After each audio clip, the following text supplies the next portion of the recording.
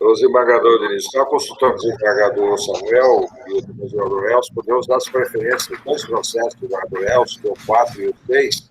Claro. Depois, aí, se for a compreensão de Vossa Excelência, aí liberamos o nosso corregedor, que ele tem 1001 afazeres.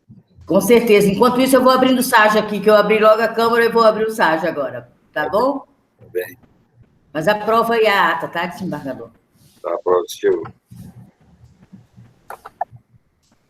Nós dizíamos, desembargador Elcio, não, vamos fazer o concurso extrajudicial, não vai ter mais problema. Aí começaram os problemas.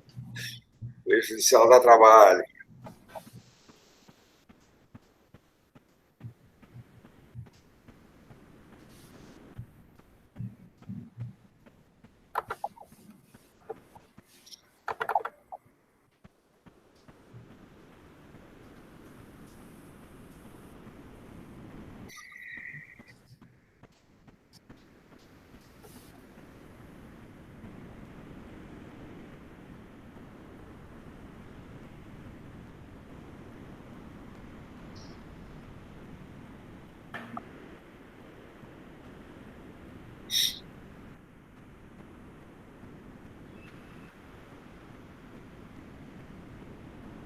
Vamos esperar, então, o horário, compreensão dos colegas. Foi apresentada a pauta e a ordem de sustentações orais. Eu agradeço a compreensão dos pares, do procurador. Esperando só o horário no meu, das 7h57, para abrir a sessão oficialmente, então.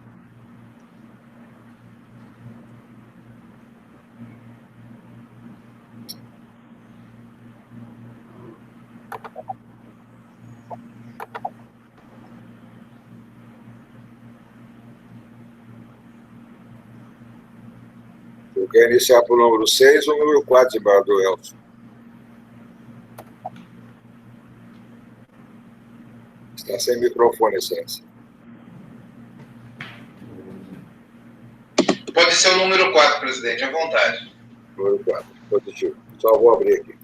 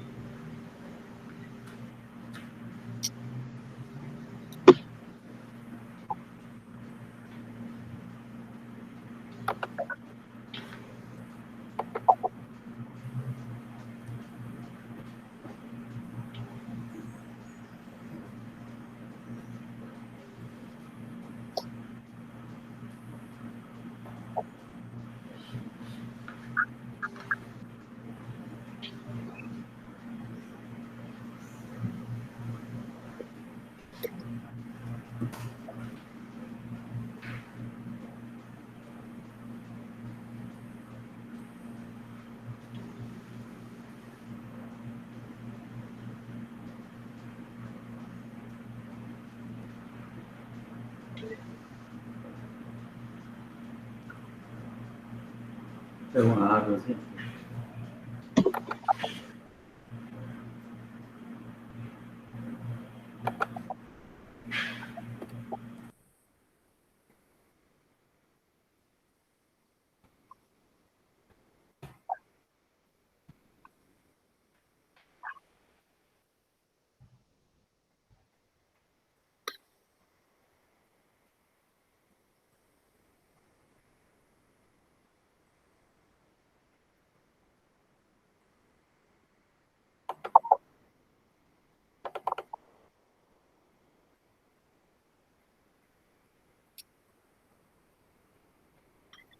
Muito bem, senhores. Bom dia a todos. Eu saúdo o senhor excelência desembargador Samuel Evangelista, membro desta Câmara, a eminente desembargadora Denise Bonfim, bem-vinda, e o ilustre desembargador Elcio, que presidiu essa Câmara e hoje está nas funções de corregedor desse tribunal. Saúdo o eminente procurador Flávio Siqueira, e nossos advogados, o doutor Gilberto Jorge da Silva. Os demais sintam-se saudados. O editório, então, aberto à presente sessão e, se não havendo divergência, aprovada a ata que foi apresentado a Vossa Excelência, já com a declaração da eminente desembargadora Denise. Como dito, pela compreensão dos meus pares, nós vamos dar preferência ao senhor desembargador Elcio Mendes e anuncio, então, para julgamento a apelação criminal. Mas antes, quero considerar a palavra do senhor Samuel, se deseja se manifestar. Eu quero somente cumprimentar Vossa Excelência, senhor presidente, cumprimentar a desembargadora Denise, o desembargador Elcio Mendes, nosso corregedor-geral da Justiça, o procurador Flávio Siqueira, dizer da satisfação de reencontrá-los nesse ambiente, cumprimento o defensor público Gilberto, os advogados, eu faço na pessoa da advogada Aliane, e o Eduardo, o nosso secretário. É prazer em revê-lo, senhor presidente, e desejo que tenhamos uma sessão tranquila e profícua. Muito obrigado, desembargadora Denise. Desembargador presidente, eu saúdo Vossa Excelência, saúdo o desembargador Samuel, o desembargador, nosso corregedor, desembargador Elcio, nosso querido procurador Flávio. Eu saúdo a todos aí, na pessoa da doutora e do Gilberto. Se sintam todos saudados aí, os advogados. Obrigado. Também desejo uma ótima sessão para todos nós e saúde, saúde, saúde. Muito obrigada. Desembargador Elcio. Bom dia, presidente, desembargador Pedro, desembargador Samuel, um bom dia, desembargadora Denise, ao nosso procurador, doutor Flávio, aos advogados presentes, eu passo a saudação na pessoa do doutor Gilberto. E à disposição da nossa presidência, a partir de agora, também um grande abraço ao Eduardo. Muito bem. Doutor Flávio, deseja manifestar-se? Sem áudio, Excelência. Sem áudio. Senhor presidente, gostaria de saudar a todos desta Igreja Câmara Criminal, desembargador Samuel, desembargadora Denise, desembargador Elcio Sapimento, nosso corregedor-geral da Justiça, doutor Gilberto Jorge, a doutora Aliane, que eu saúdo em nome de todos os advogados que estarão presentes nesta sessão. E desejo que esta sessão seja uma sessão de bons fluidos. E bom dia a todos. Muito obrigado. Doutora Aliane, em nome dos advogados, Vossa Excelência, em nome das mulheres. Obrigada, Excelência. Bom dia. Em nome do Dia das Mães, não sei se é mãe, mas dia domingo é Dia das Mães também. Dá homenagem às mães também. Mãe. Então, está bem. Então, já anuncio então para julgamento, no item 4 da pauta, é a apelação criminal 000110712, pende Feijó, relator e desembargador Elcio Mendes, e recusou o desembargador Evangelista. E apelante ao Ministério Público. E apelado é Antônia Nonata da Silva. Palavra com Vossa Excelência, desembargador Elcio Mendes. Renovando os cumprimentos, presidente, o encaminhamento do voto foi pelo conhecimento da apelação e provimento da mesma. Eu sou meu evangelista. O senhor procurador? Senhor presidente, apenas eu quero dizer que o Ministério Público foi pelo provimento do apelo principal e pelo desprovimento do subsidiário, que era no sentido de corrigir o erro material com a indicação da fração de 1/6, mas que não altera, no final não altera a pena. Foi nesse sentido. E nós ratificamos o parecer. Doutor Samuel? Eu ratifico, senhor presidente, o voto já lançado, acompanhando o relator. Eu, da mesma forma, ratifico, então, apelo conhecido e provido. Unânime. Muito bem, anunciamos para o julgamento no item 6 da pauta, também do relator e desembargador Elcio Mendes, a apelação criminal 00893209, de Rio Branco, roubo majorado e roubo seguido de morte.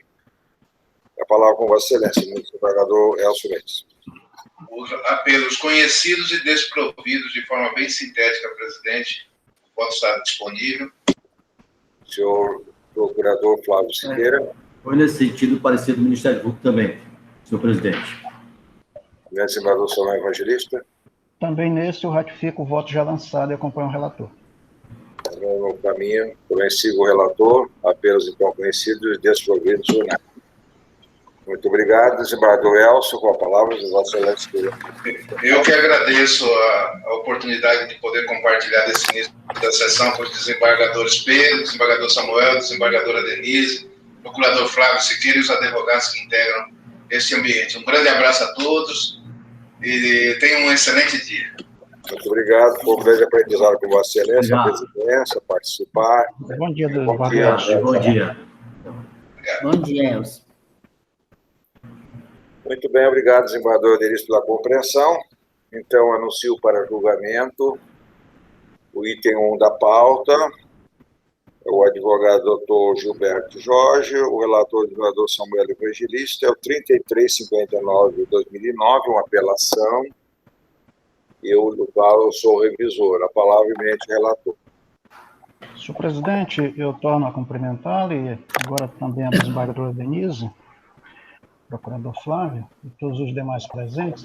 Aqui é um disparo de arma de fogo, a origem é a comarca de Capixaba. Eu consulto ao ilustre procurador de justiça, bem como ao ilustre defensor público, se dispenso a leitura do relatório, somente assentando, senhor presidente, que o parecer do Ministério Público, que foi subscrito pelo procurador de justiça Flávio, aqui presente, foi pelo desprovimento do recurso. E eu estou encaminhando o voto nesse sentido. Eu consulto se fazem questão da sustentação, né? E se dispensam a leitura do relatório. Não, da parte da defesa, não, excelência.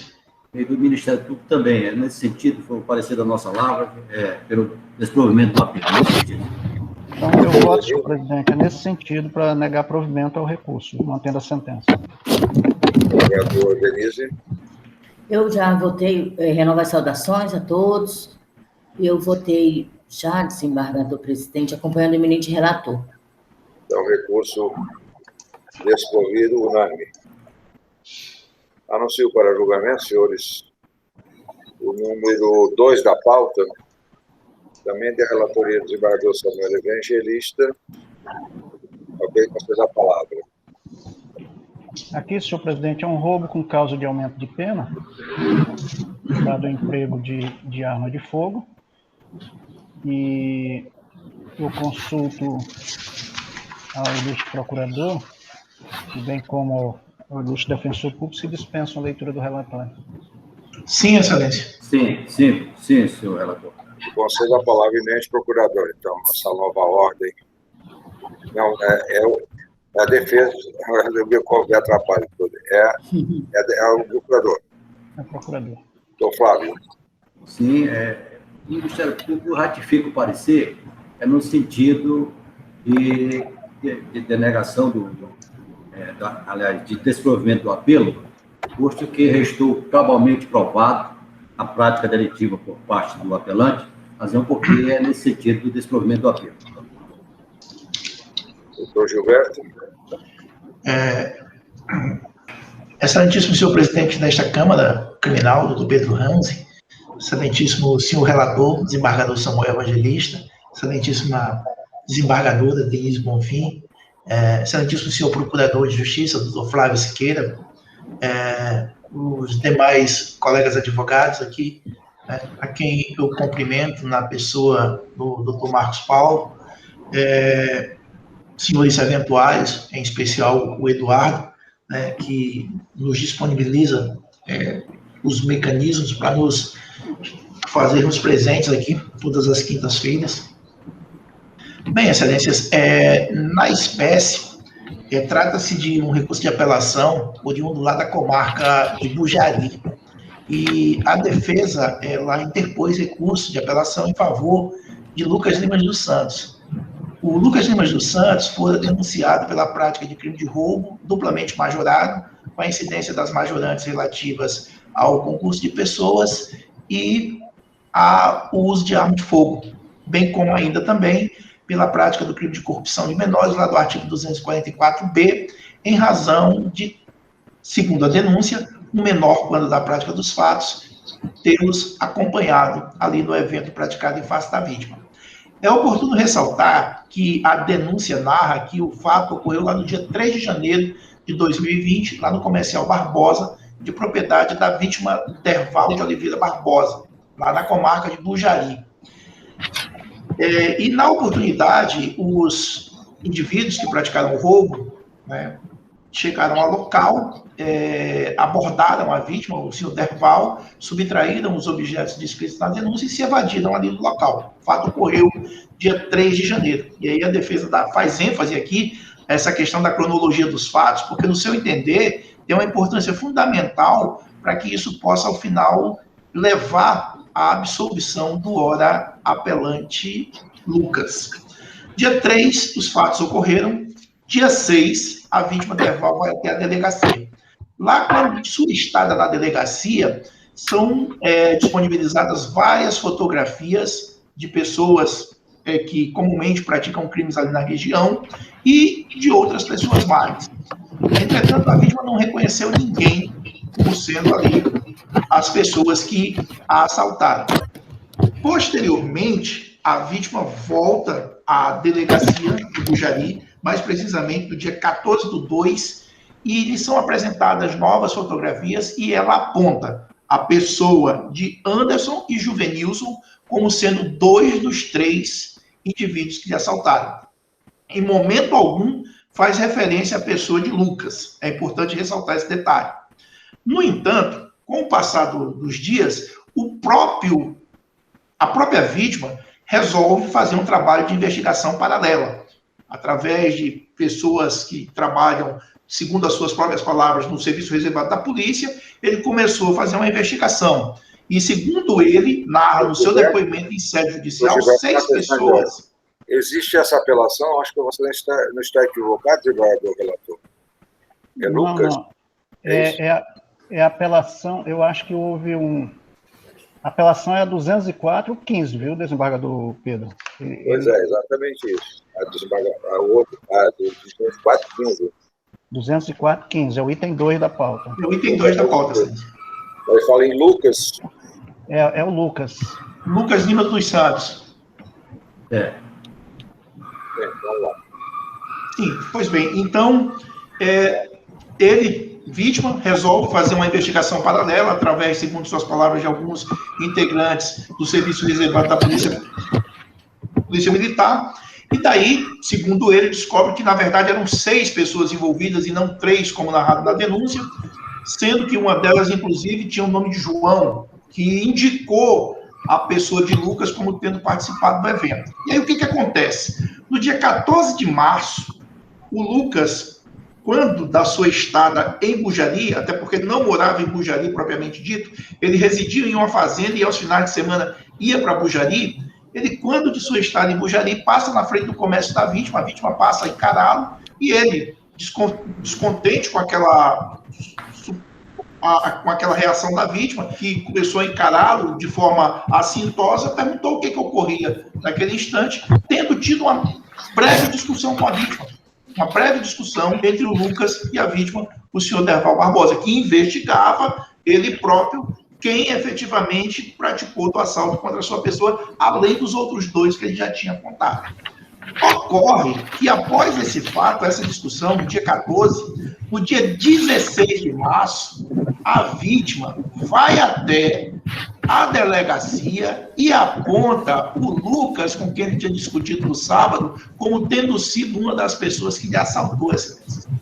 E aí, consequentemente, foi apresentada lá uma foto do Lucas, foto essa obtida junto à rede social, porque não se trata de uma foto que foi feita lá no interior da delegacia, quando de eventual ilícito pelo qual o Lucas tinha sido acusado, até porque o Lucas não tem passagem nenhuma pela polícia. O Lucas, é oportuno ressaltar, é primário, possuidor de bons antecedentes. Em verdade, trata-se de um jovem, né, aqui com pouco mais de 25 anos de idade, quase 26 anos de idade. Na verdade, 26 anos de idade, tem o Lucas, não tem passagem nenhuma pela polícia, a única passagem pelo Lucas pela polícia fora em decorrência dessa possível ameaça que ele praticou em face da vítima no dia 14, 2 dias antes dela ir até a delegacia e ter o denunciado. Fato esse constante no processo 17647 de 2020, que tramita junto aos juizados especiais. Então, a prova que existe em face do Lucas é essa. Ou seja, o fato de ele ter tido uma discussão anterior com a vítima 2 dias antes e ela posteriormente ter ido até a delegacia o denunciado. Ora, excelências, há de se convir que dúvidas imensas acerca da autoria do ilícito existem aqui, né? Na verdade, há um entreveiro anterior. Por mais que ele diga que depois que ele foi à delegacia, a vítima o procurou, isso não procede.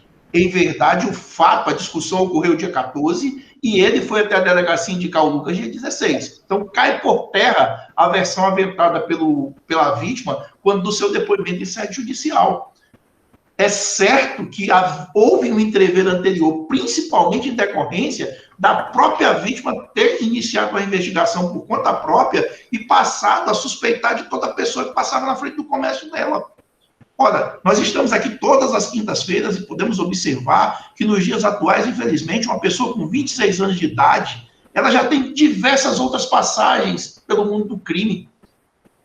Aqui no caso do Lucas, não. Era um trabalhador, trabalhava numa fazenda. E, inclusive, em decorrência disso, por ter sido apontado pela vítima como tendo sido o autor do roubo, uma das facções criminosas que comandam a cidade do Bujari foi até a sua casa, o espancou e ocasionou uma fratura exposta em seu braço.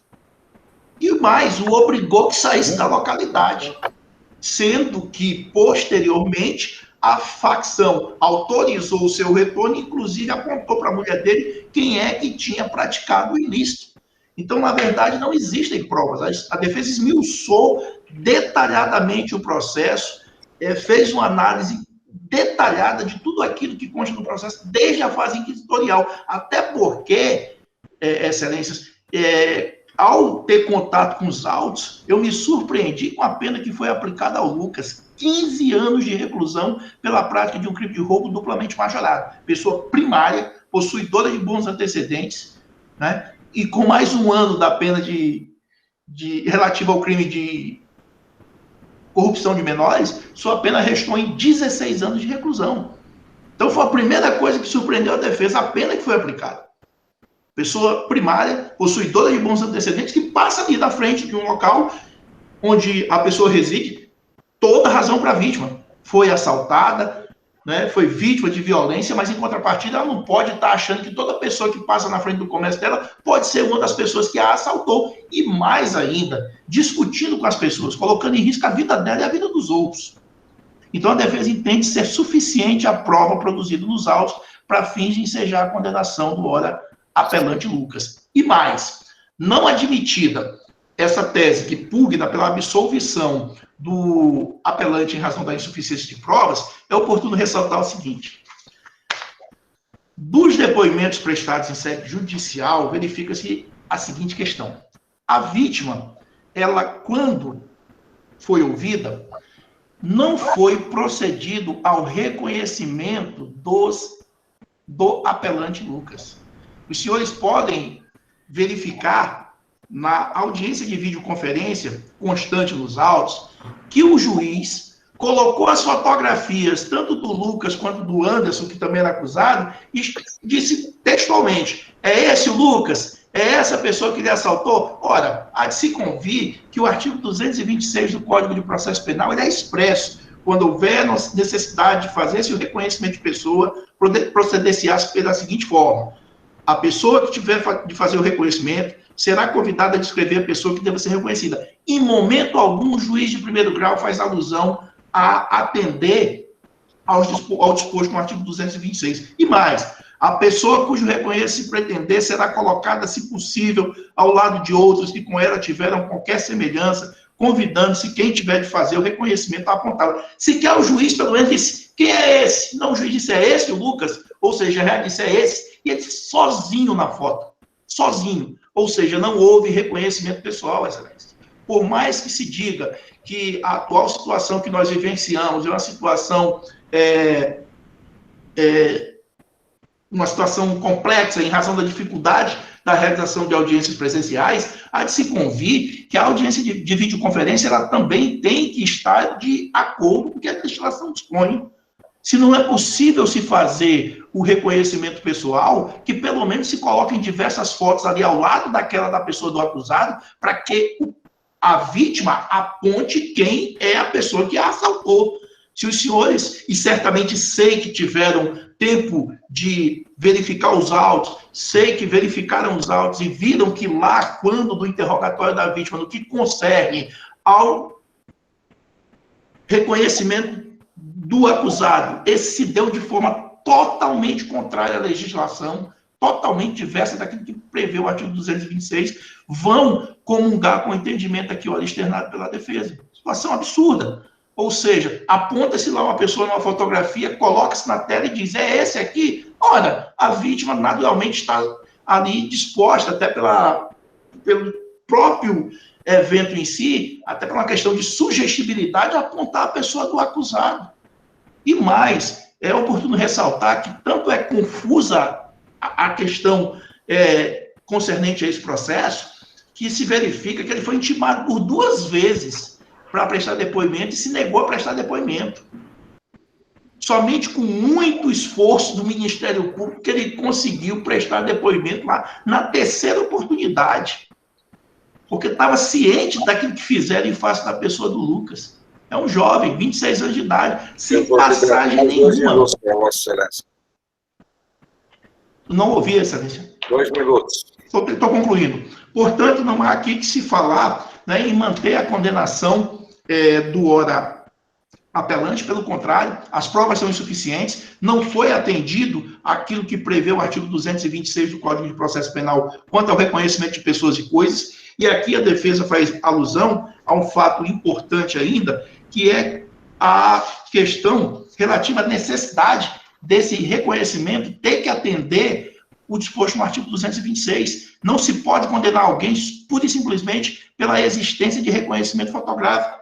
Há de se ressaltar que se trata de uma prova que não foi obtida em conformidade com o que prevê o artigo 156, 155 e 157 do Código de Processo Penal. E, nesse sentido, recentemente, né, o STJ, quando no julgamento do HC 630.499, oriundo da 6ª turma da relatoria do ministro Rogério Schietti, entendeu que o reconhecimento fotográfico por si só, sem que seja ratificado em juízo, não é capaz de ensejar a condenação de alguém. Desta feita, excelências, para fins de reparar uma injustiça que é a condenação do ora apelante Lucas, a defesa pugna para que seja reformada a sentença proferida pelo juiz de 1º grau e, consequentemente, declarada a sua absolvição nos termos do que dispõe o artigo 386, inciso 7 do Código de Processo Penal. Obrigado pela atenção. Eu quero reafirmar, senhor desembargador, senhor procurador, que está em julgamento, a minha pauta ou a confusão é a apelação criminal 0040200415-2020. Esse é o processo que está em julgamento, que houve uma confusão aqui na minha pauta e por isso que eu chamei, creio que é errado. Feito isso, essa retificação, você vai falar do procurador Flávio Siqueira. E agradeço ao Gilberto pela compreensão. O procurador já se manifestou. Já se manifestou, né?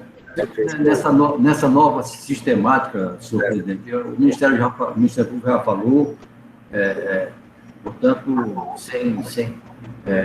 poderia,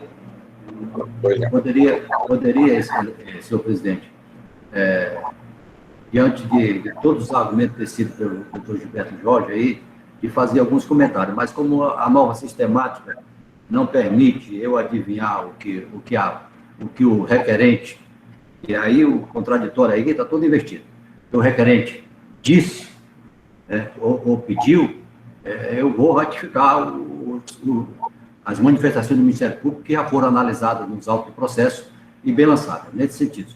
Muito obrigado. Desembargador Samuel. Senhor presidente, só para consignar que Vossa Excelência está certo. Na verdade, na pauta digital, esse processo consta como o item 3 da pauta, né? 3, exatamente. Mas, senhor presidente, a matéria devolvida aqui diz respeito à ausência de provas da autoria, tanto do crime de roubo com causa de aumento de pena, quanto de corrupção de menor. Mas eu vou pedir venha de Vossa Excelência, da desembargadora Denise, eu vou retirar esse processo de pauta, que eu quero reexaminar essa questão da dosimetria, que foi uma matéria que não foi devolvida, né, e eu, agora, durante a sustentação do eminente procurador de justiça e do advogado, eu dei uma olhada na sentença aqui, eu preciso me deter com mais vagar em cima dessa dosimetria que foi feita. Viu? Aí eu peço para retirar e incluir na pauta da próxima semana. Deferido. Sem divergência, desembargador Denise? Tá. Então, retiramos de pauta esse processo para novo exame. Realmente houve um atrapalho aqui na pauta, mas eu agradeço a compreensão e seguimos no julgamento.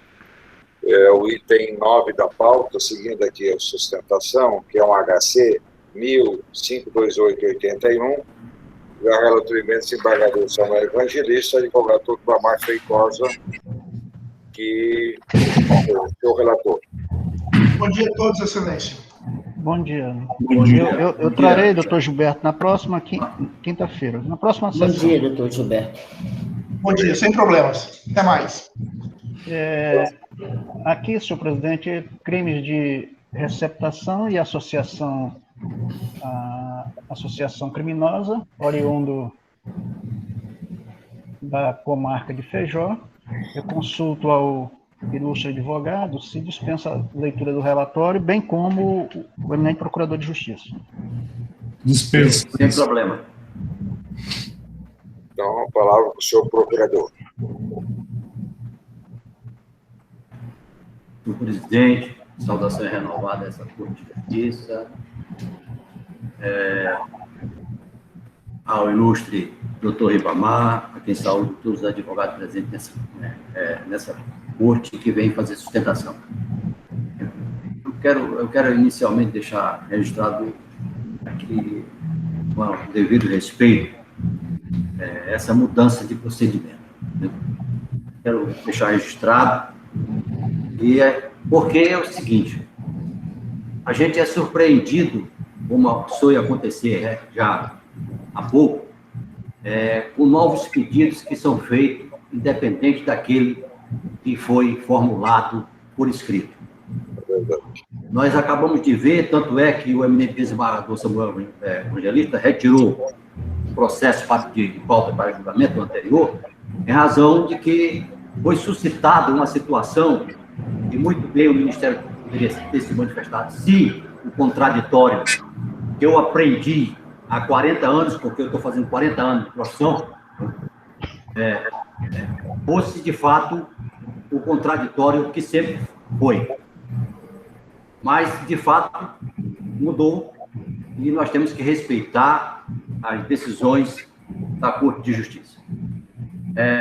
Com relação ao HC, o ilustre caudilho, doutor Ribamar, sempre brilhante nos seus pedidos e nas suas sustentações, mostrando que é realmente um profissional altamente dedicado ao exercício da profissão, ele alega que é falta de fundamentação na decisão que decretou a prisão preventiva, que é extemporânea também essa decretação. Acresce que restou provado, resta de plano provado que a decretação da prisão, ela se sustenta em fatos que são evidentes e que denotam a necessidade da decretação da prisão, em razão de que os pacientes, seu constituinte, já têm, inclusive, antecedentes no sentido de investigação de outros inquéritos em que ele está envolvido em lavagem de dinheiro, ou seja, já existe na Polícia Judiciária o conhecimento de que ele é acostumado a comprar produto de furto e que provavelmente entrega uma associação criminosa. Entendeu? Razão porque o Ministério Público entende que a decisão está bem fundamentada e que, nesse sentido, a ordem deve ser denegada. É como nos manifestamos. Eminente presidente, desembargador Pedro Ranzi, doutor desembargador Samuel Evangelista, relator desse remédio constitucional heróico, desembargadora Denise Bonfim, aqui o cumprimento dos desembargadores, o eminente procurador de justiça, doutor Flávio, agradeço a benevolente palavra de Vossa Excelência, é sempre um prazer poder trabalhar com Vossa Excelência, seja presencial ou no ambiente por videoconferência como esse, aos meus pares, excelente assistência. Excelência, trata-se de habeas corpus impetrado em favor do paciente Santos de Souza Dourado. Ora, a autoridade policial, no dia 3 de março de 2021, representou pela prisão preventiva do paciente Santos, com o seguinte fato, excelência, nós não estamos discutindo o fato, mas se faz necessário mergulhar, ainda que rasamente, nos elementos probatórios produzidos em sede policial, a fim de que observemos se essa prisão preventiva for decretada dentro daquilo que preconiza a lei. Então, a autoridade policial representa pela prisão preventiva do paciente Santos, na data de 3 de março de 2021, pela suposta prática do delito de furto de semoventes, acumulado com a associação criminosa. Ora, qual é o fato? O fato ensejador dessa prisão é investigado no IPL 32/2021. E do que trata o IPL 32/2021? Ele trata de um furto em que Sanderson é o receptador do gado. O IPL 32, que ensejou essa prisão, trata de um furto em que Sanderson é réu confesso que comprou o gado. Ora, quando foi esse furto? Dia 24 de outubro de 2020, há mais de 8 meses atrás, quase 7 meses atrás. Então, 24 de outubro de 2020, houve um furto. 2 dias após o furto, o Sanderson, ao tomar conhecimento que aquele boi que ele havia comprado era de origem de furto, ele devolveu o boi à vítima. Ele devolveu o boi à vítima. E o que acontece? Não sou eu que estou dizendo. Existe um relatório policial que foi desprezado com a devida venha, quando foi decretada a prisão preventiva, que está juntado aos autos, do procurador Flávio, as folhas 41 e 47, ao relatório policial número 130. Permita ler a Vossas Excelências o que diz o investigador que estava investigando o fato, ele narra dessa forma. No ponto 2, as folhas 41 dos autos desse processo do habeas corpus, no decorrer das diligências, fomos procurados pelo senhor Santos Souza Dourado, que, acompanhado da vítima Rodrigo de Souza Araújo, nos informou que, meados do mês de outubro, encontrava-se na casa do senhor Francisco Sentido Manuel Urbano. Após conversa, o senhor Santos devolveu o boi à vítima. Está claro. Se Vossas Excelências lerem, e Vossas Excelências tenho certeza que leram o processo, as folhas 44, a própria vítima fala que o boi foi devolvido para o Santos, que comprou o boi por meio de uma receptação. Então, o IPL 32, que investiga a receptação, é o IPL que o Santos, depois da delegacia, confessou que comprou o gado, devolveu o gado. Agora, 6 meses depois, o delegado representa pela prisão preventiva, na contramão do que prevê o artigo 315, parágrafo 1º do Código de Processo Penal, que trouxe agora o pacote anticrime, que diz que na decretação da prisão preventiva, o magistrado deve citar fatos contemporâneos, atuais. Ora, os fatos são pretéritos. Aí, para embaralhar a cabeça da magistrada, ele vem e diz assim, autoridade policial, com todo respeito, excelência, vale lembrar que o acusado responde aí nessa delegacia, o IPL 60/2021. Aí, agora, o que, excelências, com todas as vezes, Vossa Excelência são pessoas experientes, eu, com todo respeito à autoridade policial, mas fraquejou bem e andou mal nessa representação, porque quando faz citação do IPL 60/2021, se Vossa Excelência observar o início da folha 5 da representação, ele diz que o acusado, lá no IPL 60, que está em investigação, o que o delegado diz? que o Santos, no dia só, emitiu 12 GTA para a pessoa de Ângela. E no mesmo dia, Ângela volta 12 GTA para Anderson. Aí lá no final do parágrafo ele diz assim: olha, excelência, foi entrada e saída de 12 animais. Excelência, não estão sabendo a diferença de emissão de 12 GTA para um GTA com 12 animais. Com todas as vezes, se a autoridade policial quisesse a prisão de Anderson pelo IPL 60/2021, existe a prisão temporária. Ele poderia pedir a prisão preventiva, a defesa até compreenderia, mas no IPL 60/2021, que não é objeto dessa prisão preventiva. Se ele quisesse, a prisão para investigação, a lei permite, mas lá no bojo do IPL 60, que nada tem a ver com o IPL 32, que é o objeto dessa prisão preventiva decretada. Ele pede a prisão preventiva dos furtadores e do receptador. Há uma pequena frase da magistrada na decisão para justificar o perigo libertário do acusado, dizendo assim: decreta a prisão preventiva de Sanderson, pois ele é quanto mais na prática do crime de receptação. Que quanto mais, quantas vítimas relataram aqui que compraram, que Santos comprou o gado delas, que foram furtadas? Apenas uma vítima no ano passado, que já foi resolvido, que o próprio paciente, de ato voluntário, espontâneo, devolveu o boi à vítima. Então não há que se falar com a devida venha, excelência, em garantia da ordem pública, porque os fatos são pretéritos, não são atuais, não são contemporâneos. Ademais, trata-se de paciente primário, com bons antecedentes, que não ostenta registros criminais, é um agricultor, é um morador da cidade de Feijó, uma pessoa conhecidíssima, que quando tomou conhecimento que o boi foi roubado, havia sido furtado, melhor dizendo, ele devolveu o boi. Quem narra isso é o próprio policial, investigador, no relatório, as folhas 41 e 47. Ah, mas tem um inquérito 60 que ele responde na delegacia. Que o delegado peça a prisão dele, a prisão temporária, no bojo daquele inquérito. Mas nesse inquérito, com a devida venha, não há motivo para se manter a prisão preventiva de Santos. Uma vez que, além de ser fatos pretéritos, não há sequer uma demonstração do perigo libertário que venha ofender a ordem pública. Só falar que o acusado é quanto mais na prática de crime de receptação, sem haver elementos probatórios substanciais que ancorem essas palavras, excelência, com todas as venhas, não pode prosperar. Além do mais, não há também assentada na decisão da douta magistrada, como diz a emana do artigo 282, parágrafo 6 do Código de Processo Penal, a necessidade do esgotamento da ineficácia do uso das medidas cautelares diversas da prisão. Trata-se de um pai de família, um agricultor, uma pessoa que comprou um boi errado, que devolveu o boi ano passado. Já foi resolvido. Então, a vítima confirma de sede policial, as folhas 44, está aí enquanto-se acostada aos autos.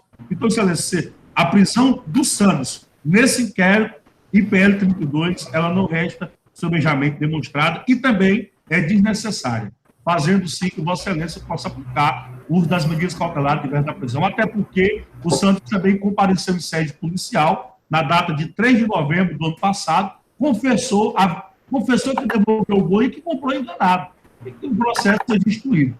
É essa manifestação que Vossa Excelência conceda a ordem do bojo do inquérito 32, repito, porque o inquérito 60 está sendo investigado. Se a autoridade policial pretende a prisão de antes, ela peça no bojo daquele inquérito.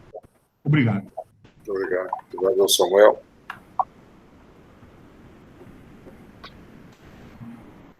Eu cumprimento o senhor presidente, desembargador Denísio, eminente procurador de Justiça e o ilustre advogado, Ribamar Feitosa, pelas sustentações feitas.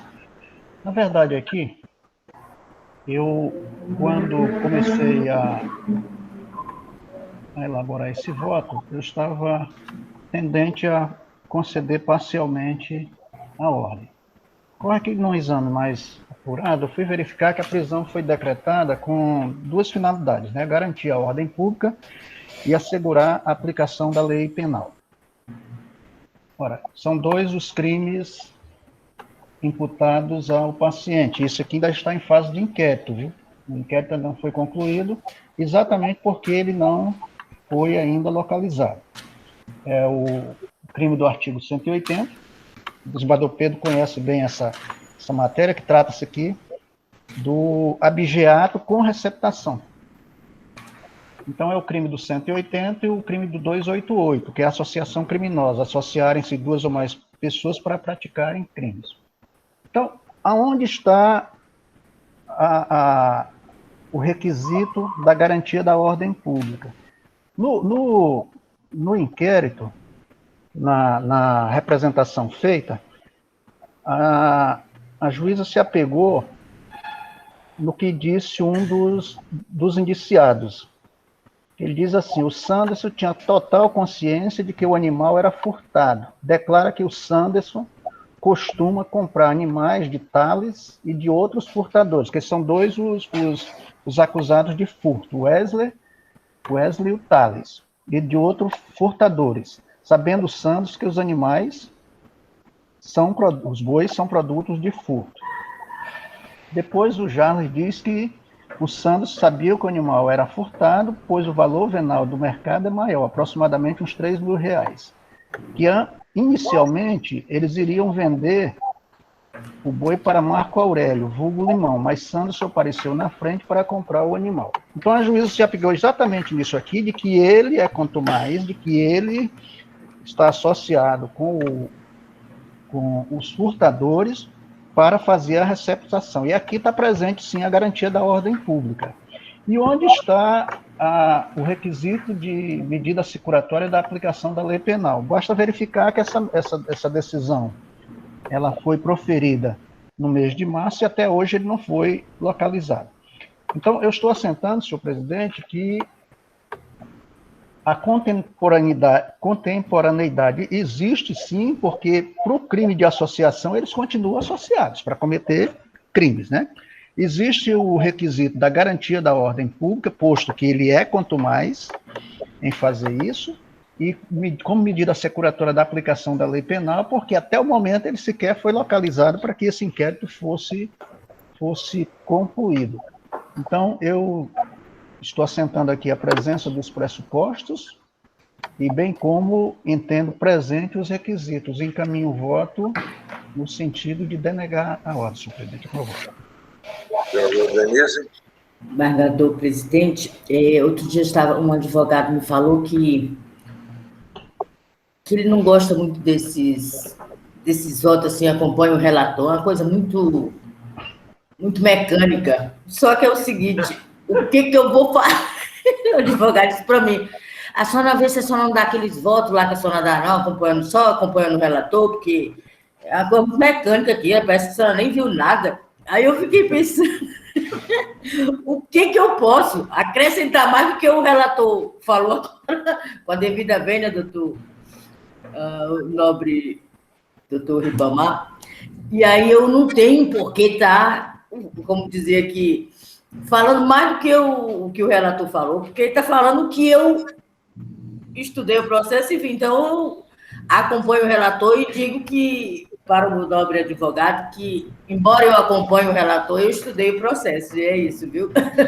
Porque parece que eu não estudei, só acompanhei o relator. E aí não tem por que eu estar aqui falando de novo o que o relator falou. Então, é isso, acompanho integralmente o voto do eminente relator, com esse registro dizendo para os advogados que não é porque eu não repito que o eminente relator, mas eu estudo todos os processos, mas eu acompanho integralmente o voto do eminente relator, desembargador presidente. Só a fim de comentário, senhor relator e senhor desembargador, na semana passada, na lavra do advogado Sanderson Moura, também uma receptação de 10 animais, o mesmo paciente, salvo engano, e também que esse assunto, creio que o doutor Ribamar citou esse outro inquérito, né? Quanto ao que foi dito do senhor relator, são questões realmente, parece simples, mas não é. Quando ele devolveu o animal, o crime estava consumado. Isso é um detalhe, não há dúvida que o crime já estava consumado. Tá ali, ele sentiu, devolveu, tudo bem. Mas no crime aconteceu, né? Ele ficou da posse, né? E também a questão do preço do produto, do animal. Então, essas questões técnicas E também outro fato importante, o relator citou, que até hoje o hora paciente não foi localizado. São questões importantes, sim, e por enquanto eu fico com o senhor relator, acompanho com esses comentários, e essa questão de furto de gado, roubo de gado é muito comum na região. Nós temos fatos aqui na região do Casacriano, inclusive foi vítima um delegado, foi nosso aluno da universidade, policial experiente, mas foi vítima de uma questão de roubo de gado. Sem divergência, ordem de negar, habeas corpus denegado unânime. Senhores desembargadores, eu anuncio para o julgamento o item 8 da pauta, que é o 154872, da meu advogado Ribamar Feitosa, relatora do investigador dos corpos, eminente desembargador Denise Bonfim, a quem concede a palavra. Desembargador presidente, renova as saudações ao ilustre doutor Ribamar. Eu indago se dispensa a releitura do relatório, doutor Ribamar. Sim, excelência. Pois não. A palavra é o senhor doutor Siqueira, Flávio Siqueira. Excelência, pela ordem, se Vossa Excelência quiser inverter, no meu caso particular, inverter a ordem sem nenhum problema, e ter o doutor Flávio, tá? Esse caso é regimental. Se Vossa Excelência não se surgir, eu não me sujo. Doutor Flávio. Eu gosto que o doutor Flávio fala sempre com ele. Vamos ouvir a corte. Você mais o Samuel? Ainda que o doutor Flávio fume todos os meus argumentos. Doutor Samuel.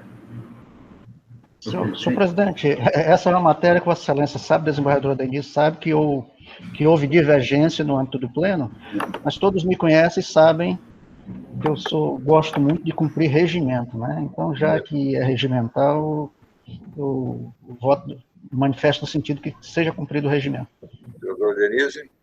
Desembargador, eu também gostaria que, já que nós aprovamos, nós temos que seguir o regimento, doutor Ribamar. É o meu entendimento também, acompanhando o eminente. Eu pode ouvir ele depois de mim, obrigado. É na mesma linha também, porque não gerar unidade. Senhor procurador. Eu sempre respeitei a decisão da maioria. E embora seja contra, no meu entendimento, eu sou contra, porque o princípio do contraditório jamais está sendo respeitado. Isso eu não vai, aliás, nenhum argumento vai me convencer, e eu já, inclusive, passei a pensar sobre essa mudança regimental, mas eu não vou questionar, porque é decisão do Egresso Tribunal de Justiça. Isso é uma provocação da ordem dos advogados. Tudo bem. Desembargador presidente, só que desembargador presidente, desembargador Samuel, eu não vi o Ministério Público, né, falando nesse processo, realmente. Pois é. Não, justamente. Na verdade, se me permite... Todos os meus colegas, nós já conversamos, nós todos somos contra esse procedimento. Todos. Se me permite... O contraditório é o quê? É alguém pedir uma coisa e a outra parte falar depois. O contraditório é esse. Se mudou o contraditório, eu desconheço essa mudança. Se me permite, doutor Flávio, somente uma parte... na verdade, houve a provocação da OAB, esse processo ele tramitou durante muito tempo no pleno administrativo, e o Ministério Público, desembargador Denise, foi ouvido dentro dos autos, né? Dentro dos autos. Inclusive, no dia do julgamento... O procurador estava lá, né, o Sam? O procurador estava, mas aí ele não teve a palavra, que era uma matéria administrativa. Eu até acho que o Ministério Público deve se insurgir, né? Porque ontem nós vimos no pleno uma situação assim complicada, porque nós estávamos tratando de uma ação revisional. E, no entanto, pelo regimento, mesmo na ação de revisão criminal, o Ministério Público, que, ao meu ver, na maior das vezes atua como fiscal da lei, ele tem que falar inicialmente. Mas eu acho até que acho que uma coordenadoria de recursos que tem no Ministério Público deve se insurgir contra essa decisão do pleno. Eu acredito que o colega que é responsável pela coordenadoria vai tomar as providências, no sentido de realmente procurar os meios legais para resolver esse problema. De qualquer modo, é o seguinte, é aquilo que o seu presidente, inclusive, percebeu isso claramente, e os demais pares aí da Corte de Justiça, que a parte, quando requer, por escrito é uma coisa. Quando vem fazer sustentação, ela às vezes extrapola aquilo que está escrito. E nós vimos, a prova nós vimos agora, né, no início dessa sessão, em que houve a necessidade, porque de fato, por exemplo, se eu falasse posterior ao patrono do apelante, naquele caso, eu ia concordar que aquela pena é exacerbada mesmo, de 16 anos, em razão da primariedade dele, entendeu? É exacerbada, aquele do caso do roubo, entendeu? Tanto é que a sensibilidade e a razão do desembargador Samuel tocou nele e ele retirou o processo de julgamento, de falta para julgamento, entendeu? Então, são esses tipos de coisas que a gente não pode concordar. Eu, sinceramente, fico atoleimado. São 40 anos, nunca vi isso na minha vida. Nunca vi. Agora nós temos que seguir moda do Supremo Tribunal Federal. O Supremo está lá para decidir questões constitucionais, entendeu?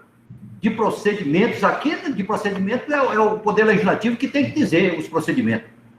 Então, infelizmente, eu tenho essa minha posição, respeito, porque eu sempre fui respeitador, entendeu? Respeito a posição do Tribunal de Justiça em alterar o seu regimento interno e fazer dessa forma, entendeu? Mas vamos ao habeas corpus, 548/72/2021. O Maicon aqui, através do seu patrono, ele diz que está sofrendo constrangimento ilegal em razão da decretação da prisão preventiva baseada em fundamentos inidôneos. O fato é que o Maicon foi preso em flagrante no dia 10 de abril, agora, do mês passado, pela suposta prática do crime de tráfico de droga previsto no artigo 33, caput da Lei 11, por guardar 100 gramas de cocaína no interior do seu quarto, sem estar preparada para a venda e sem que fosse apreendido qualquer outro produto, material ou a pretexto que justificasse ou induzisse a mercância do entorpecente apreendido. O fato é muito simples.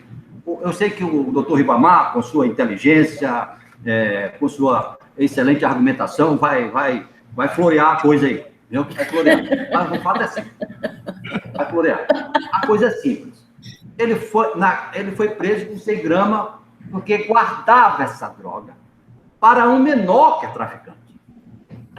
Então, além dele guardar, aqui ninguém está dizendo que ele é dependente químico, tanto é que não tem argumento nenhum. Dizendo aqui que ele é dependente químico, que ele é usuário, que a droga era para ele.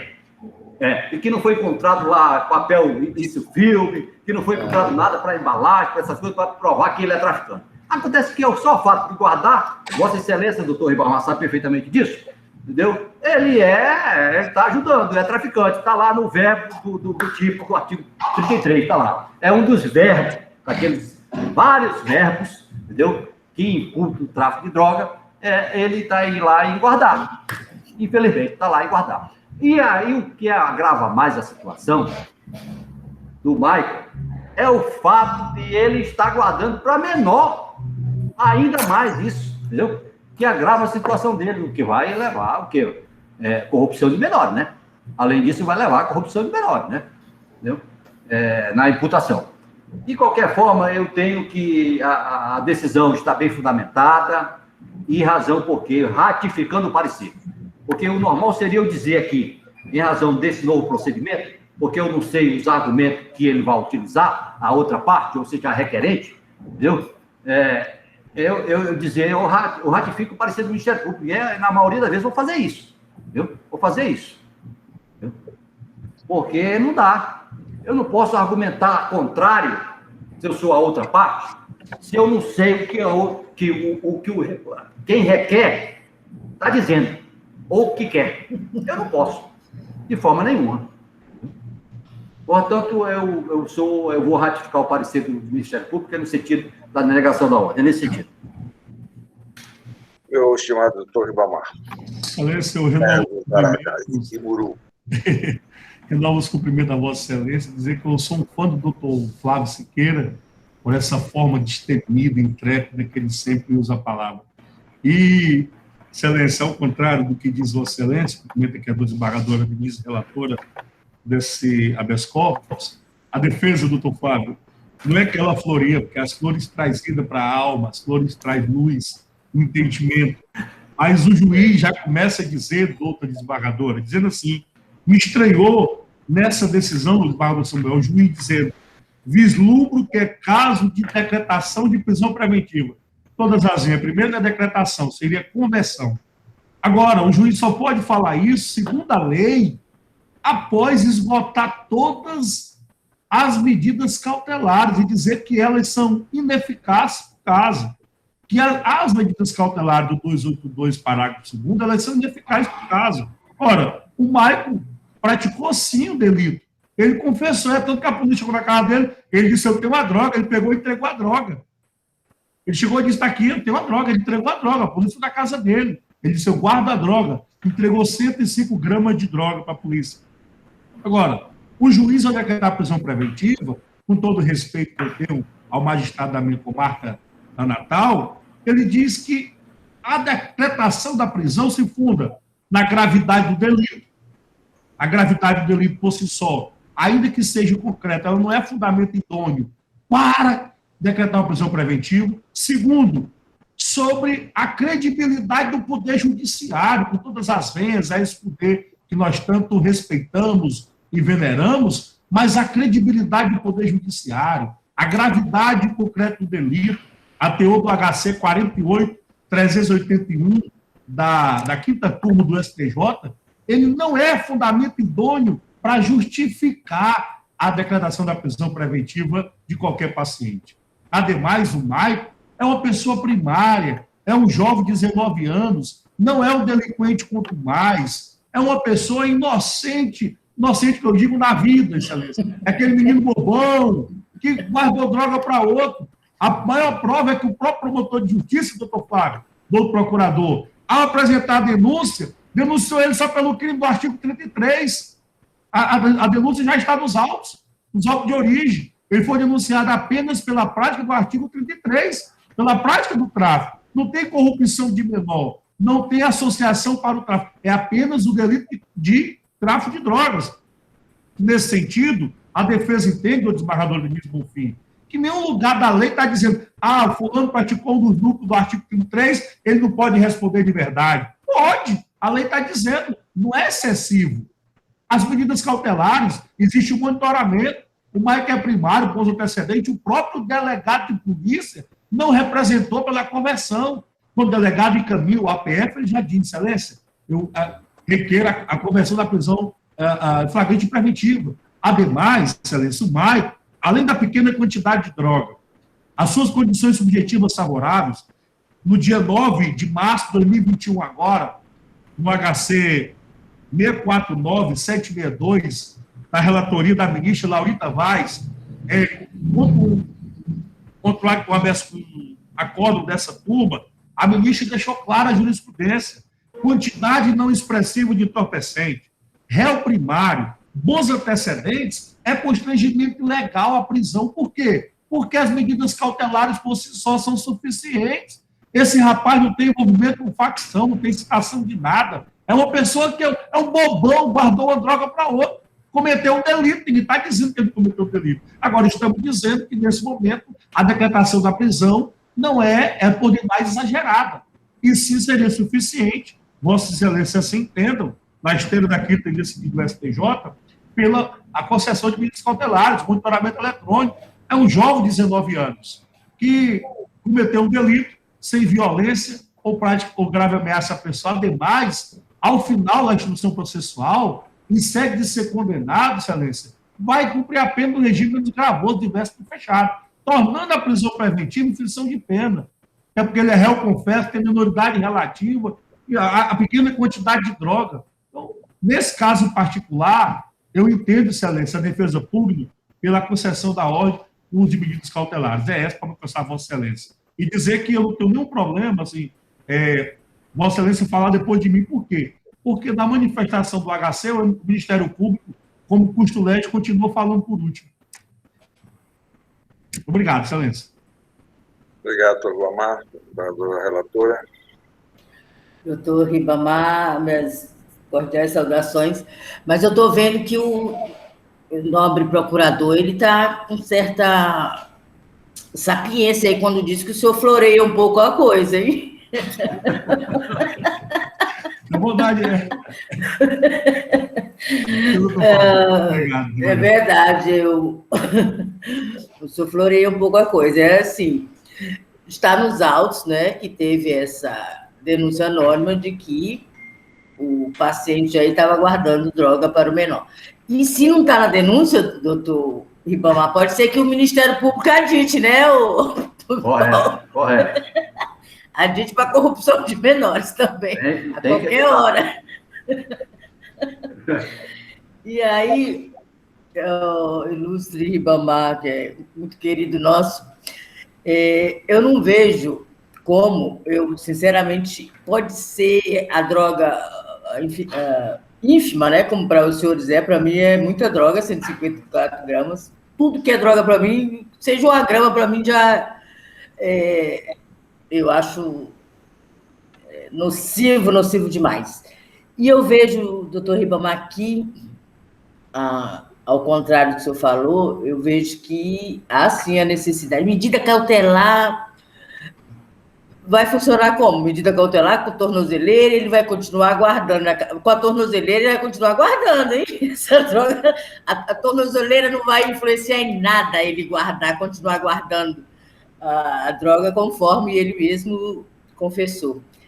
E é certo que ele é primário, 19 anos, a gente fica, nós jogadores, somos pais, tudo, a gente fica triste de ver um jovem de 19 anos passar por isso, né? Mas, infelizmente, eu entendo que estão, sim, os pressupostos, entendo que as medidas cautelares com a devida vênia à ministra aí, eu tenho um entendimento diferente do dela, e eu, então, os predicados, para mim, não querem dizer nada. É claro que a pessoa tem que estar sempre, né, se portar bem na sociedade, ter trabalho, ter ocupação, tudo, mas isso por si só não elide a gravidade, para mim, desse crime de estar guardando, inclusive, com o menor. Já está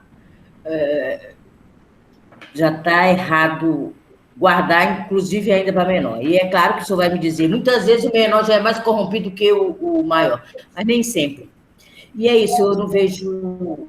Eu mantenho, entendo que as medidas cautelares não são suficientes para coibir a prática delituosa, e eu mantenho, o doutor Ribamar, mantenho a prisão preventiva do hora paciente. Esse é o meu voto pela denegação da ordem. Muito obrigada. Samuel.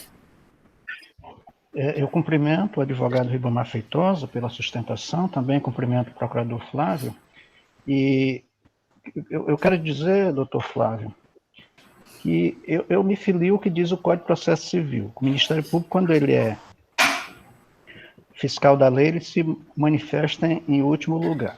Né?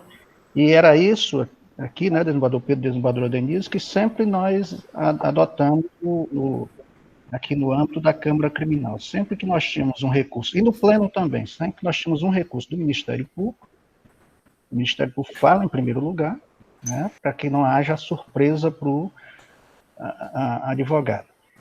E ainda que aqui no âmbito da Câmara Criminal ou do Pleno, ele possa, em sede de recurso, também estar funcionando como fiscal da lei.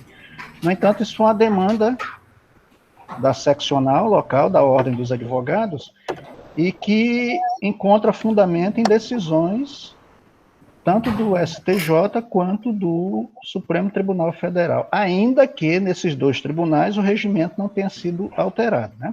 Então, essa foi uma discussão bem longa no âmbito do Pleno, foram várias sessões até que nós chegássemos a isso, e houve a aprovação dessa emenda regimental, mas, como eu disse, quero crer que o Ministério Público, pela sua coordenadoria própria, deve se insurgir contra essa decisão administrativa do tribunal.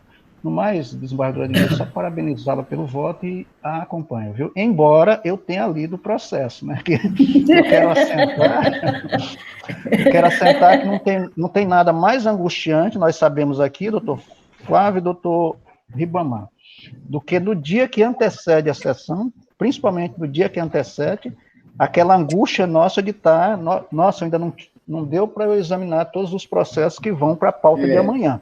Ontem, ali no pleno, desembargadora Denise, eu estava inquieto, né, querendo que terminasse, porque, na verdade, eu só fui examinar os processos de hoje depois que terminou a sessão do pleno. E sei que Vossa Excelência, desembargadora Denise, à noite, porque fez contato comigo, estava ainda examinando os processos e angustiada porque deu um problema com o SAG, né, deu um problema. Mas, então, somente para consignar, eu acompanho a relatora, mas examinei os autos. Saudações, já essas discussões de acordo, então não há um consenso dentro sobre esse assunto, e Vossa Excelência tem, inclusive, o doutor Álvaro, só da memória ilustre colega, também se insurgiu, ele insistiu numa sustentação semana passada que falava com custos legis. Então, essas posições é que nós podemos ajustar, mas vamos andando. Eu também, doutor Barmar, eu peço a Vossa Excelência, mas o menor, o maior, o bloco vai menor, o menor corrompido, o maior já nessa ideia já sendo corrompido, é lamentável. Então, eu sei, talvez, que a pena será pequena, talvez nem semi-aberta, até medidas outras, mas no momento eu fico com a relatora e denego. Pode denegar. Então. Obrigado, bom dia, bom trabalho a Vossa Excelência. Bom dia, doutor Ribamar. Bom dia, doutor. Vamos lá. Anuncio para julgamento, senhores, a apelação 571788, relatoria do desembargador Samuel Evangelista e advogado Rodrigo Tavares, número 5 da pauta. O advogado está na sala, Eduardo? Desembargador, não. O doutor Rodrigo Tavares foi intimado e não compareceu para a sessão. Senhor presidente, eu estou encaminhando o voto pelo desprovimento do recurso. Né? Ouço o eminente doutor Flávio Siqueira, procurador.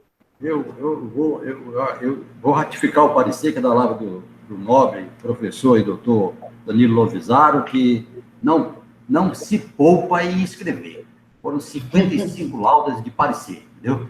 E isso me tomou bastante tempo, como falou o doutor Samuel e a doutora Denise. A gente também fica naquela aflição de olhar todos os processos que vão a julgamento, embora a sua grande maioria nós nunca vimos e temos que ver para aqui, muitas vezes, quando a gente diz ratifica o parecer, pode até imaginar os nobres causídicos, que a gente não tenha olhado o processo, mas a gente olha, embora rápido, porque afinal de não dá. As pautas de julgamento são publicadas 48 horas, no máximo 3 dias antes, e às vezes o número de processos é muito grande, e os processos são complexos, a gente realmente é humano, e às vezes a gente não dá conta de ler tudo, entendeu? Mas, no caso aqui, o parecer da palavra do doutor Danilo Lovisaro, que é muito didático, que é da índole dele, como professor que é, de Direito da UFAC, entendeu? Onde transcreve jurisprudência, doutrina, entendeu? Ou seja, dá uma verdadeira aula no seu parecer, nós ratificamos na íntegra que pela desprovimento do apelo. É nesse sentido, senhor presidente e nobre relator. Obrigado, senhor desembargador. Senhor revisor, na qualidade de revisor, eu também acompanhei o senhor relator, examinei o processo, desprovejo o apelo. Desembargadora Denise. Acompanho integralmente Vossa Excelência, o relator e o revisor. Apelo, recurso de apelação criminal desprovido unânime. Anuncio para julgamento o item 7 da pauta, o item 7 na ordem de pauta, não é na pauta, na ordem da pauta. É o 12.399/98, relatoria do desembargador Samuel Evangelista, advogado Marcos Gomes. Conceda a palavra ao senhor relator. O advogado se encontra... está assim. Senhor presidente, aqui é um recurso do Ministério Público contra uma decisão, uma sentença que absolveu os apelados.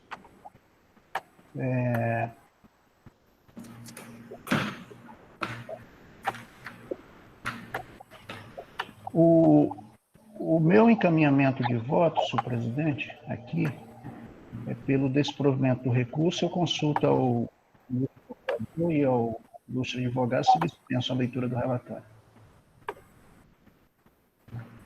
Excelência, dispensa.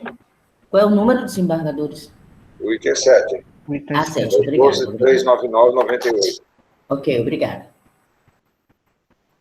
Procurador Flávio. Vossa Excelência já pelo voto e pelo descobrimento e o nosso entendimento é o contrário. O Marcos Paulo.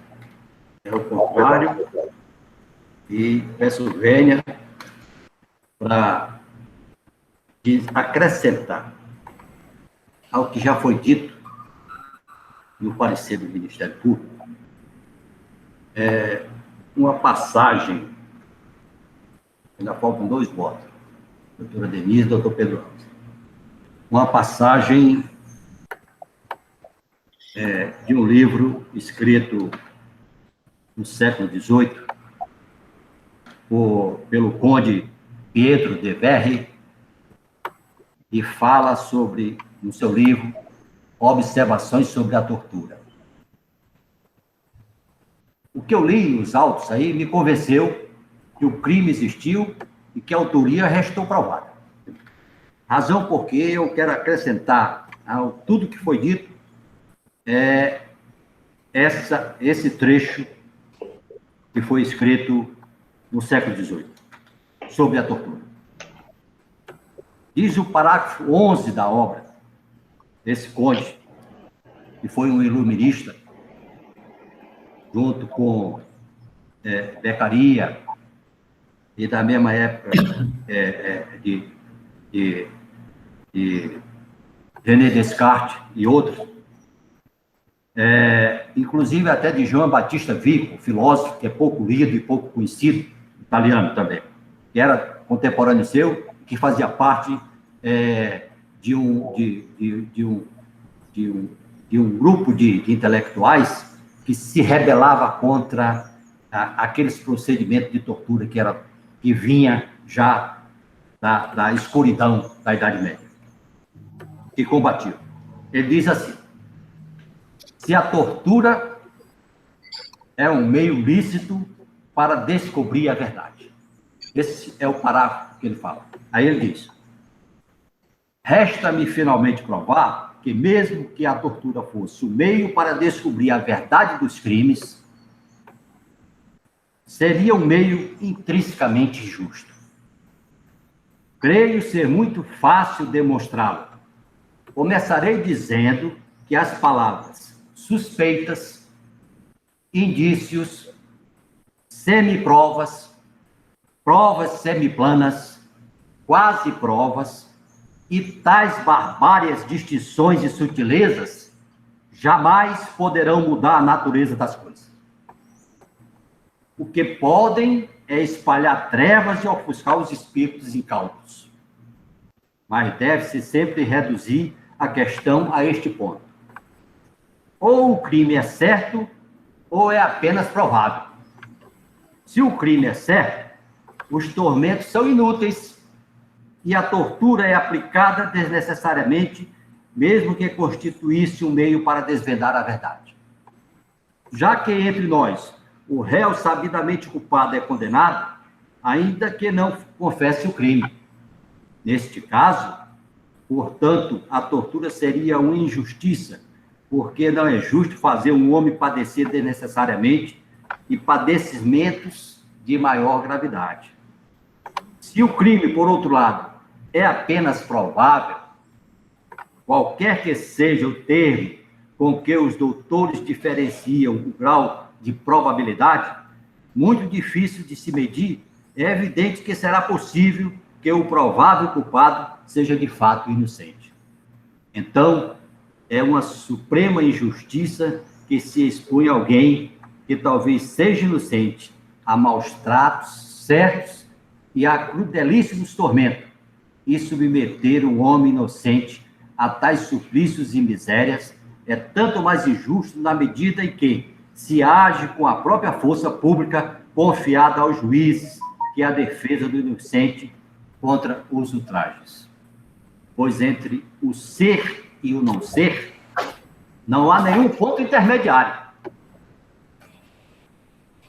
ou a verdade existe ou não existe. E entre uma e outra não existe ponto intermediário. Pois entre o C e o C não há nenhum ponto intermediário. E é exatamente onde o crime deixa de ser certo que se inicia a possibilidade da inocência. Portanto, o uso da tortura é intrinsecamente justo e ela não poderia ser empregada, mesmo que constituísse um meio para chegar à verdade. Excelências, eu li isso aqui para complementar, porque me convence de que todos os fatos aqui declinados nos autos me convence que houve não só a tortura, mas como cárcere privado. Não restou provado pela defesa ou pelos os apelados aqui que a prática daquele crime horroroso,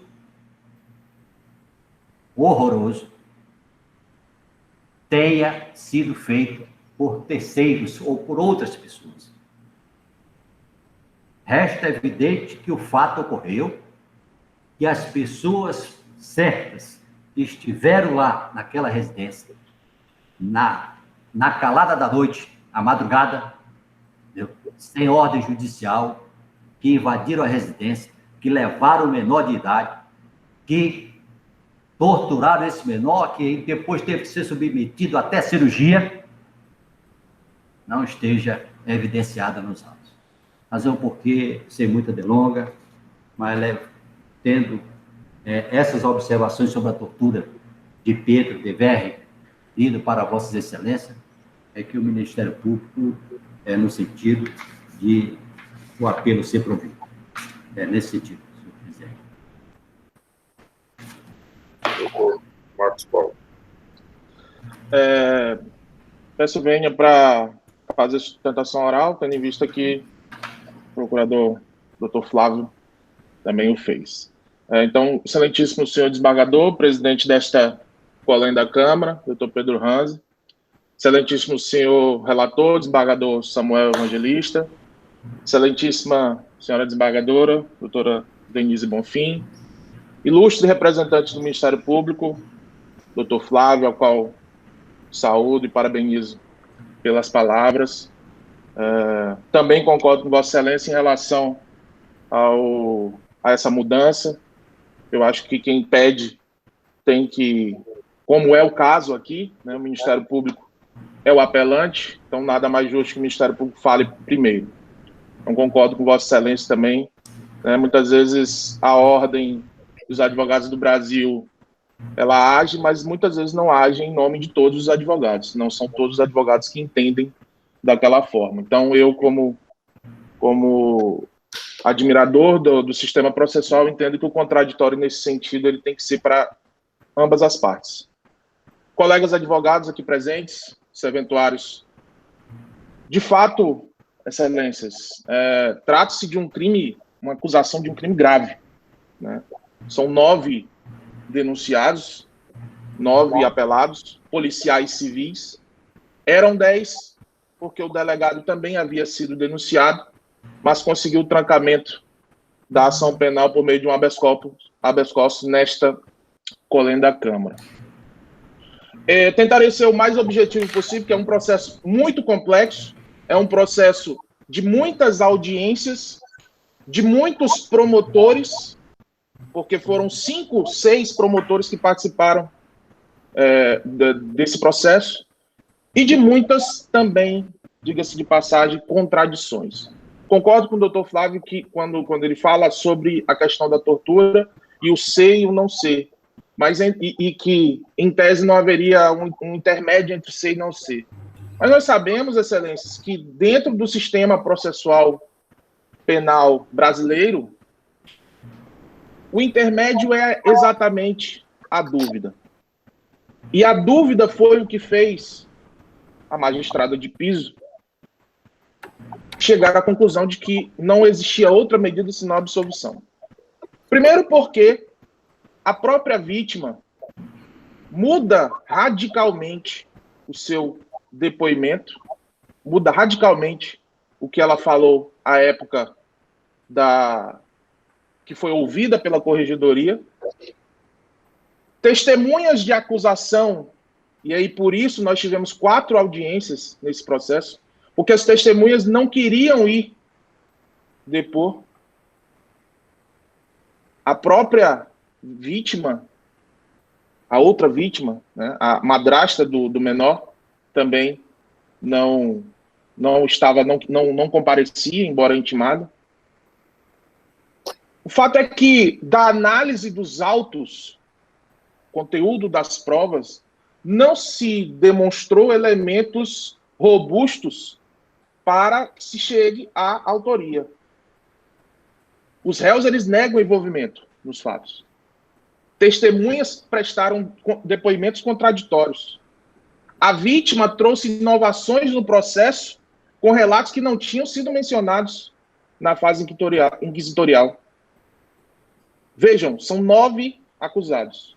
O julgador, quando ele vai fazer a análise da prova, ele tem que determinar se os 9 estavam ou não na cena do crime.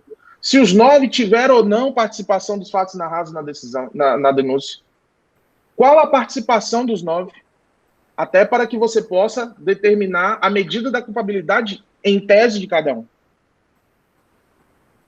Se não foram todos, se foram, porque a vítima fala que foram 3 que teriam praticado a tortura. Como, então, fazer a análise individual de cada um? Outras contradições existem no processo, eu não vou... isso foi muito trabalhado em sede de memoriais, fizemos isso também nas contrarrazões da apelação, mas alguns pontos precisam ser trazidos à tona. O reconhecimento, por exemplo, do menor, de um dos policiais, que aconteceu no dia da audiência. Jamais tinha acontecido. Mas isso era esperado pela defesa, porque o policial que foi reconhecido, posteriormente a esses fatos, porque faz tempo já, em 2016, posteriormente a esse fato, prendeu esse menor 4 vezes. Por isso chamamos o delegado Sérgio para ser testemunha, porque imaginávamos que, em relação àquele policial, poderia acontecer do menor, quando o vice, em audiência, indicasse-o como um dos autores. Porém, na fase inquisitorial, ele fala que todos estavam encapuzados. Ele fala claramente. E a sua madrasta, que também estava na casa, também fala. Questionada pela defesa, ela também fala que todos estariam encapuzados. Ela não consegue discernir se estariam fardados ou não, se seria farda da Polícia Civil ou não. A testemunha, a única testemunha, fora as vítimas, uma testemunha ocular, uma vizinha que morava a uma distância considerável, né, foi questionado também em relação à escuridão. Ela diz muitas vezes que via o carro, quantos carros eram? Eram 30 pessoas. Ela chega a falar isso, 30 pessoas. Depois ela revela em audiência, e isso está gravado, excelências, que foi orientada pelo advogado da família, que é uma família de criminosos. É uma família de criminosos, que foi orientada pelo advogado da família, que foi levada pelo advogado da família até a corregedoria, isso está gravado. A defesa, inclusive, fez a degravação ipsis literis dentro dos memoriais. É verdade que a declaração da vítima em delitos como da espécie são de fundamental importância para a indicação da autoria. E aqui a defesa não está negando que não houve materialidade. O problema aqui é a autoria. Essas declarações elas só vão surtir efeito pelo órgão acusador quando corroboradas por outras provas, o que não aconteceu nesse caso. A prova documental não supriu essas lacunas. O próprio Ministério Público, em suas alegações finais, sustenta que não há clareza nos depoimentos. O próprio Ministério Público, nas suas alegações finais, sustenta que não tem como identificar, então pede a condenação de todos por um caráter pedagógico. Condenação pelo caráter pedagógico. A juíza, ela foi bem sucinta na sua sentença, quando ela fala que a comoção social causada pelo crime, um crime grave, e as suas consequências danosas à vítima e na sua família, não autorizam uma análise emocionada do julgador em busca de uma condenação a qualquer preço. Fato é que as testemunhas dos policiais, que são policiais que estão no enfrentamento da criminalidade, que fazem parte de uma equipe que está no direto enfrentamento nas delegacias mais sensíveis. As testemunhas atestaram que aqueles policiais são policiais que cumprem o seu dever. Então, condenar por suposições, condenar por dilações, não é compatível com o sistema processual que nós vivemos. Inclusive, né, cito, dentro das contrarrazões, processo de relatoria de Vossa Excelência, doutor Samuel, que diz que as provas produzidas no auto não dão a certeza do crime, e quando não há certeza, a absolvição é a medida que se impõe. Então, o indúbio pro réu, nesse caso, da presunção da inocência, é uma regra probatória e também como regra para o juiz, no sentido que não só se incumbe ao réu nenhuma carga probatória, mas também no sentido de, para condená-lo, é preciso prova robusta, que supere a dúvida razoável. Na dúvida, a absolvição se impõe. Somente havendo prova robusta, forte, altamente confiável, de indiscutível qualidade epistêmica, que se traduz em um alto grau de probabilidade, é que se autoriza uma sentença penal condenatória, apta a individualizar a conduta até para fazer a dosimetria da pena. Veja como seria difícil fazer a dosimetria da pena nesse caso. Teria que se dar uma pena igual para todos, como se todos tivessem praticado a mesma conduta. Então, não há aqui provas aptas a superar a barreira do acima do razoável. Até porque a presunção de inocência não é maior ou menor, mais robusta ou mais frágil, conforme a natureza do crime. Para encerrar, em relação... Então, a defesa vai requerer o desprovimento.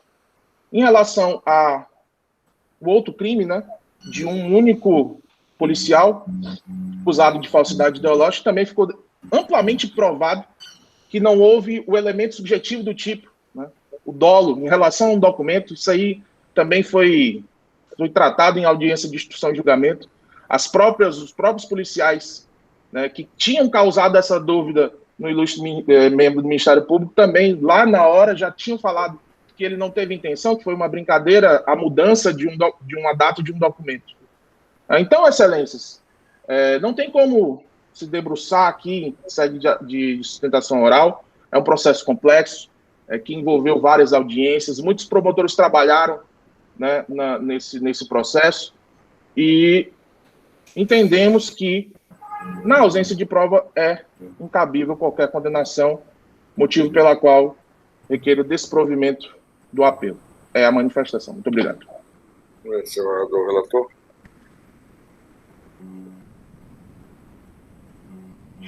Eu quero cumprimentar o procurador Flávio Siqueira pela sustentação feita. Também cumprimento o advogado Marcos Paulo. Cumprimento Vossa Excelência, senhor presidente, desembargadora Denise. Inicialmente eu digo, doutor Flávio, que eu subscrevo tudo que Vossa Excelência falou com relação à tortura. E todos nós aqui, né? Tanto o desembargador Pedro Ranz como a desembargadora Denise, nós temos a mesma posição e a Câmara tem dado demonstração disso, né? A Câmara tem mantido condenações e tem também reformado sentenças aqui envolvendo policiais acusados de tortura. E a nossa vida é uma comprovação disso, né? Desde a minha época de Secretaria de Segurança Pública, várias vezes eu me opus a secretário de segurança, quando eu era diretor de polícia, que ele cobrava o que ele chamava de uma posição mais enérgica, né, dos nossos policiais, que na verdade a posição enérgica a gente sabia o que era, como quando fui promotor de justiça, e o desembargador Pedro Ranzi, que trabalhou comigo, sabe disso, que muitas vezes eu e ele, a gente recebia denúncias de que estava havendo irregularidades em delegacias, em presídios, e nós íamos lá para comprovar e evitar que tal ocorresse. Eu lembro que uma vez, um conhecido de todos nós aqui, o Pernamanga tinha fugido aqui de Rio Branco e foi parar em Cruzeiro do Sul. E o Pernamanga, na verdade, naquela época, aparecia como criminoso, periculoso, né, que era isso, aquilo. Na verdade, se fosse em comparação com o que nós temos hoje, o Pernamanga era quase que um santo, né? Só que ele foi preso em Cruzeiro do Sul e, diante da fama que ele tinha, ele foi levado para o presídio e lá eles simplesmente pegaram os dois braços do Pernamanga, né, porque ele era perigoso, colocaram numa cela ele dependurado, né? Disse, não, porque senão ele vai fugir. Nós chegamos, eu cheguei, isso foi comunicado disso, fui até lá e evitamos. Então, penso até que a própria história da Câmara, a nossa história, nos faz subscrever tudo o que foi dito pelo procurador Flávio com relação à tortura, que é inadmissível, né? A tortura, ela não pode conviver com uma sociedade civilizada. Acontece que nós estamos diante de um sistema acusatório. O nosso processo penal, ele é acusatório. E as condutas, elas têm que ser individualizadas e têm que ser provadas. O que aconteceu nesse processo, e a absolvição se deu, a sentença que absolveu, foi exatamente com fundamento da insuficiência de prova, que não se está negando que o fato tenha ocorrido, né, que o fato tenha acontecido. O que a sentença diz, e é esse o meu convencimento, e a minha linha de voto é nesse sentido, é que a prova é insuficiente para individualizar a conduta desses apelados. Nós podemos até dizer que indícios existem, né? Se nós formos pegar lá o procedimento que foi instaurado no âmbito da corregedoria, a gente pode dizer que dali a gente pode tirar alguns indícios, mas prova mesmo, respeitando o princípio acusativo, essa não existe. Daí porque, senhor presidente, o meu encaminhamento de voto é no sentido de negar provimento ao recurso, mantendo a sentença que absolveu os apelados por insuficiência de provas. Esse é o meu voto. Novas saudações a todos. Eu acho que essa questão da tortura, essa aula que o Dr. Flávio deu, essa reflexão filosófica e dos pensadores, né, inclusive pouco estudado na filosofia e na teoria dos italianos, na teoria do direito, acho muito importante. Eu me debato há mais de 33 anos aqui na área criminal, e temos visto de tudo, essas torturas e tudo em cárcere privado e situações outras, né? E realmente é inadmissível. Agora, o que se a gente vê, e eu parabenizo o advogado pela sustentação, as reflexões do Flávio, são tudo importante. A questão que a prova é mal conduzida. Quando você pega numa linha de investigação, o Ministério Público, um promotor, o seguro que vai ali, você é diversos promotores que nunca assumiram muito o processo e a prova não surge. Outra questão que eu, da minha vida profissional, como magistrado, eu tenho observado, doutor Marcos Paulo, as pessoas têm medo porque sabem que vem retaliações. Isso é um fato importante. Então, a verdade verdadeira, muitas vezes, nos autos, não vem, minha doutora Aliane, e viu? Não vem a verdade verdadeira, vem meia-verdade. Então, e também essas questões de pessoas, né, que têm situação fragilizada pelo crime, tal. Mas isso não quer dizer que nós temos que agir com violência, com tortura. A questão é da prova. E prova, na verdade, o fato houve, e individualizar a conduta, como dito, é difícil. Eu creio que o Ministério Público deveria, né, revoltar essa questão, talvez revoltar a investigação, né, porque é inadmissível que agentes públicos cometam, como julgamos diversos aqui na Câmara, né, policiais militares, principalmente, ultimamente, o ano passado, a presidente do desembargador Elcio, sobre essas questões de um grupo violento. Mas eu, como seu relator, eu também desproveito o apelo. Senhora desembargadora Denise. Desembargador presidente, eu renovo as saudações a todos, meus pares, senhor Luiz Procurador, e o doutor Flávio nos conhece, né? Conhece a todos nós, a nossa linha de entendimento com relação à tortura. Trabalhamos juntos no início da nossa carreira, ele no Ministério Público, eu na magistratura, em Sena Madureira, e ele conhece o nosso posicionamento.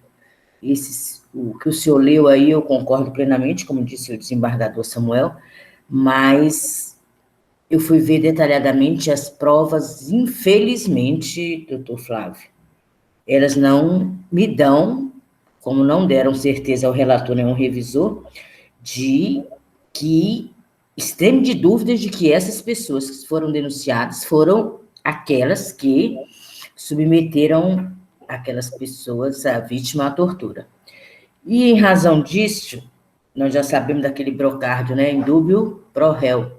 E é isso, sem maiores delongas, que aconteceu o fato, eu não digo que não aconteceu, mas, na dúvida, nós temos que absolver.